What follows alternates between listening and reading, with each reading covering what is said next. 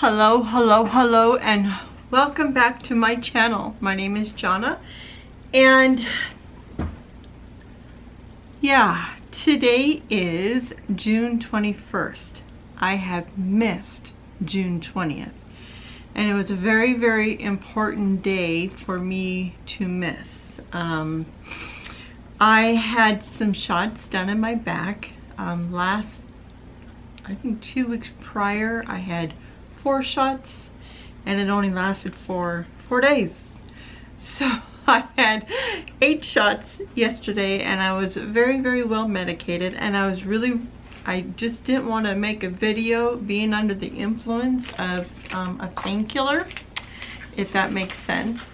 Right now it is 11:15 my time, and I've been up since 3 this morning, and I think the reason why I woke up is I woke up for the first time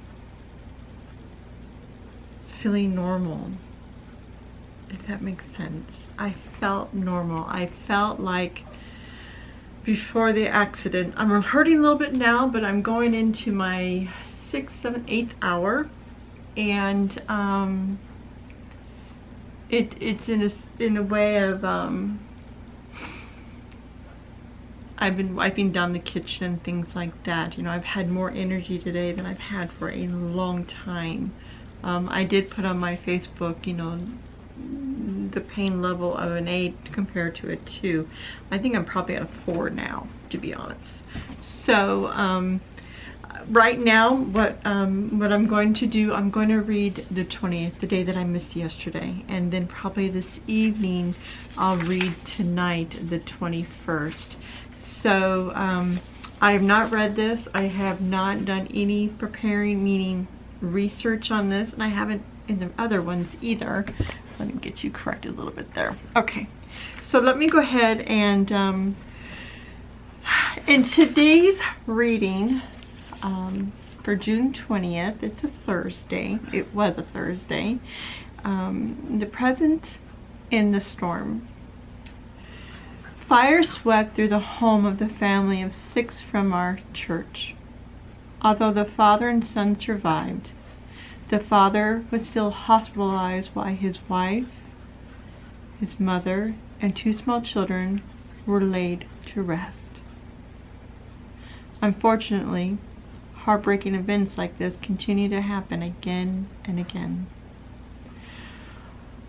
When they are replayed, so is the old age questions. Why do bad things happen to good people?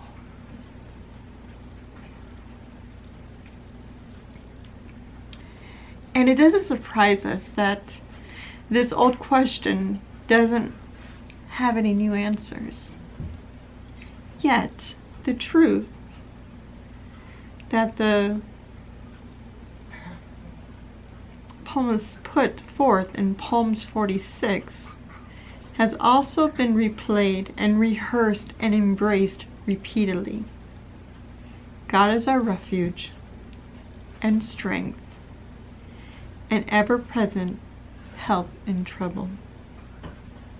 The condition described in the verse 2 and 3 are catastrophic. Earth and mountains moving, seawater raging. We shudder when we imagine being in the midst of a stormy conditions poetically pictured here. But sometimes we do find ourselves there, in the swirling throes of the terminal illness, tossed about by the devastating financial crisis, strung and stung by the death of loved ones. It's tempting to rationalize that the presence of trouble means of the absence of God. But the truth of scriptures counter such notions. The Lord Almighty is with us. The God of Jacob is our fortress. He is present when our circumstances are unbearable, and we find comfort in his character. He is good. He is loving and He's trustworthy. And today's two questions are, when did a challenge in life cause you to question if God was present? What helped you turn the situation around for you?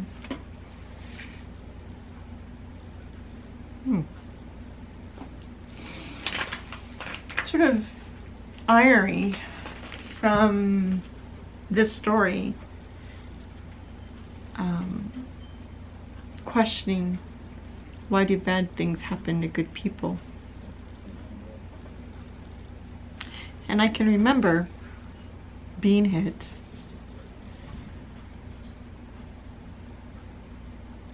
and thinking, this isn't normal. I'm not feeling right. I'll be right back. I'm not feeling right. The pain is unbearable. And the pain was so unbearable it silenced me. Not enough to silence me to pray for my husband and pray for the police department and the firemen and the EMT and the young boy that hit us. I continuously prayed our Father over and over. In the ride in the ambulance, not knowing where I was at, what hospital, nothing. The pain was unbearable.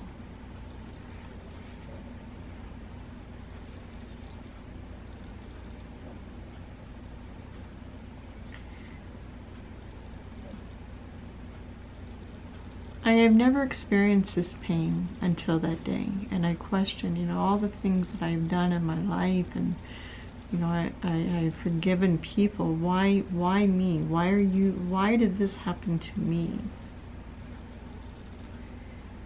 Until one day, Ray had handed me this book, and I've said this, titled this book in different videos in the past, but the name of the book is The Bait of Satan, and it's from John Bevere. And I read this, and this one book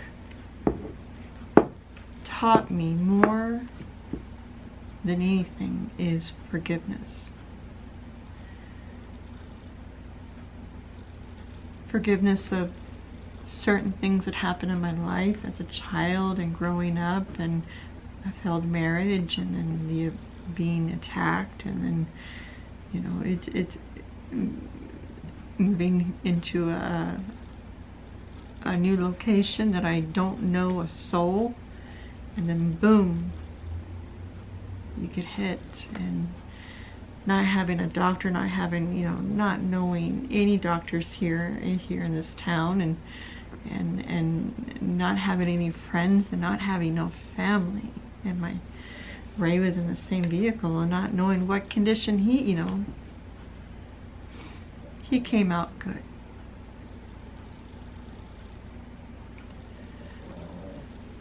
So yes, I question why I was hit. I question why it happened to me. Why I sat in misery and wondering, you're being told after you have an auto accident, yeah, you're going to feel pain for, a week or two. Your body's been ajar, But we are going on. That happened in 2016. Over 3.5 years ago. But I'm learning to live in pain. The first year, going through the different doctors, not knowing, developing fatty liver disease and gaining 35 to 40 pounds. I had to learn forgiveness. This book helped tremendously. But the most important was to forgive myself and understand it wasn't, God didn't make this happen. It was part of my journey to become more of a servant for Him. I'm not angry. Even before I even got the shots yesterday, and the 2 weeks before that,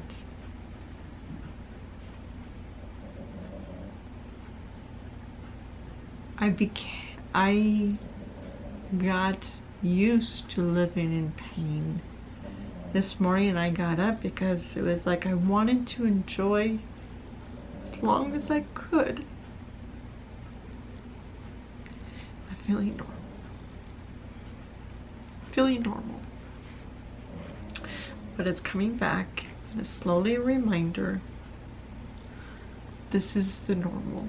Feeling the pain is going to be the normal. I've had to fire a couple of doctors I've had due to them refusing. So now, you know, if medication, I refuse to take certain pills due to becoming addictive to them. I didn't want that, knowing there's addictive behavior in my family. I had to make some tough choices. And when I say to you that I'm living, you know, I'm in pain, it's my choice for the fact I don't want to be addicted to a painkiller. So I'm not on a narcotic or opioid. I'm not on anything like that. I'm very high ibuprofen and 2 other things that I am on. Yeah, 2 other things for the nerves and with the muscles. So it's a situation where I've had to become strong enough to speak up, to know what was healthy for me. I've had to learn to forgive. I've had to learn to be patient. And I really had to learn to love God and to trust God.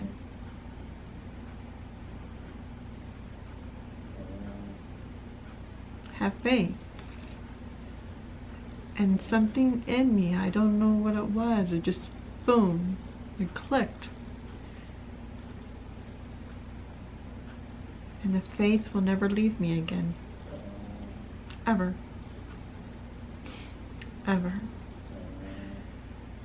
When you're going through a tough time or a difficult situation, you're being spiritually attacked, and the devil just, you're a good person, and the devil just wants to have that beautiful soul of yours. If you're going through a hard time, pray. But that doesn't mean for you not to pray during the good times. Pray constantly, just like I had done for the day I got hit.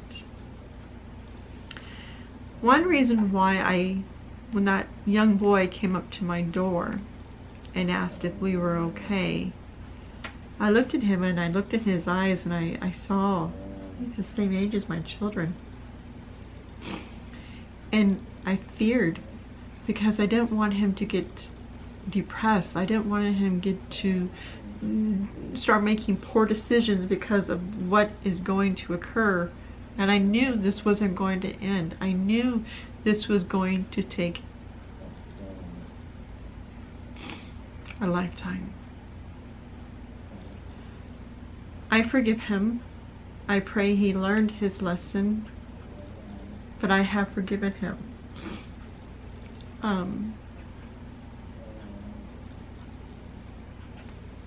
I have forgiven the person that attacked me. I have forgiven people who has done me wrong, but I also forgiven myself for do others wrong.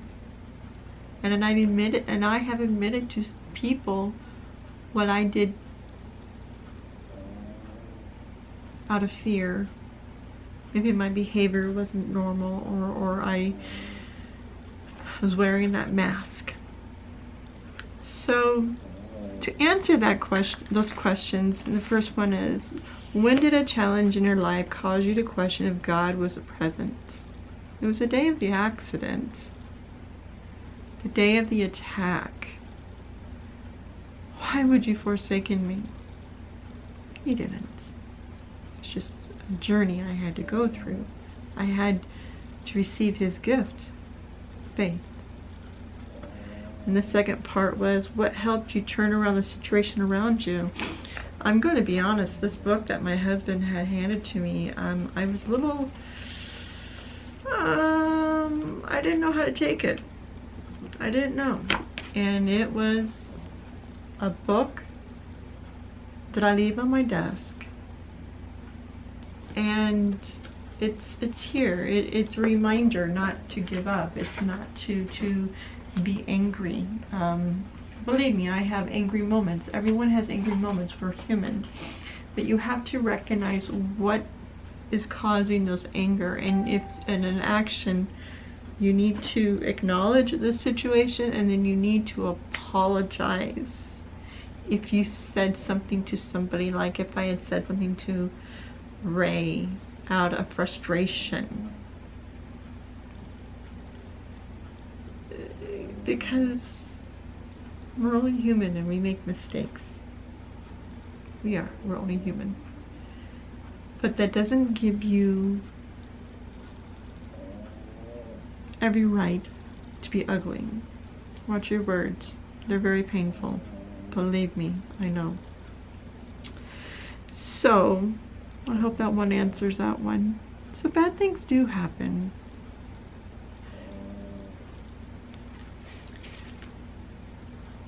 Sometimes we lose people and we wonder, why do they die with cancer or with breast cancer or any kind of cancer or sudden death? And why couldn't you, some people question, why didn't they take me and take in this person? This person was so good.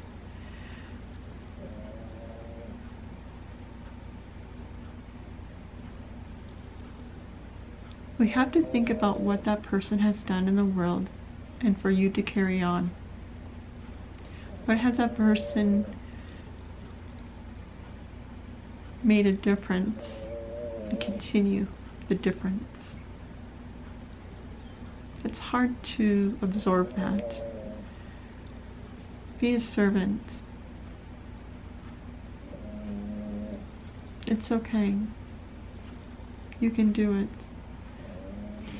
So like if you're walking down the street, this is an example. This is a straight up example. I don't know if I've already said this in one of my readings or not. I had gone to the store to Walmart, and I usually pick up one of the low-cal orange juices because it's better than picking up a Diet Coke. I love my Diet Coke with ginger and lime, but I usually buy an orange juice at Walmart, and I usually drink it when I'm driving home for my sugar.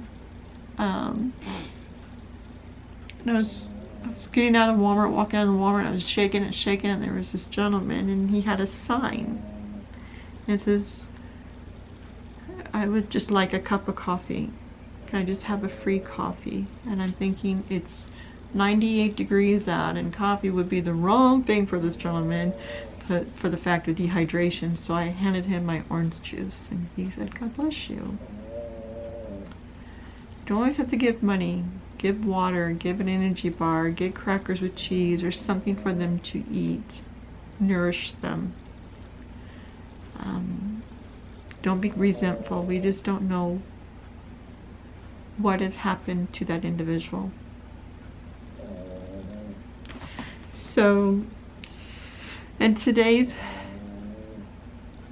reading today for the prayer, it states, Father, help me to trust the truth of your word when it's hard for me to sense your care or presence.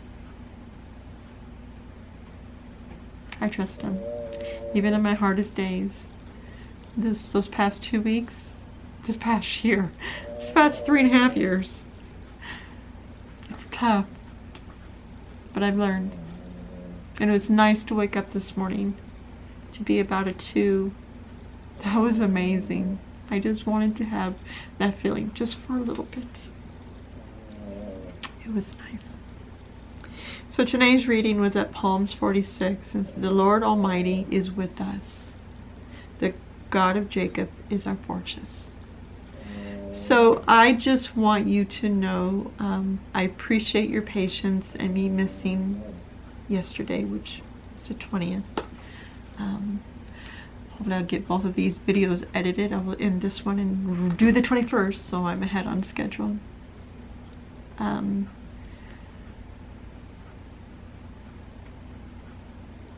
When I say be a servant, that doesn't mean for you to, when you go to, if you do go to church and you hear, you sit there for an hour and a half, and how long the service is, and then you walk out in that parking lot, and it's like you put up the veil or you put up the glasses, and it's like you cuss anyone out that cut in front of you, or you forget to, you have the blinders on again. Be the servant. Let the person cut in front of you. Don't make it angry. Life's too short. Believe me. You don't want to live in pain.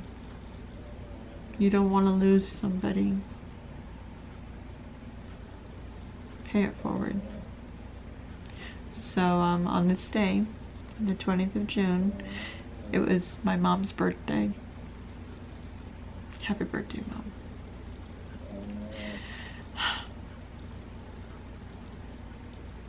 Everybody, be good to yourself. Be good to others, for we do not know what part of the journey they're on.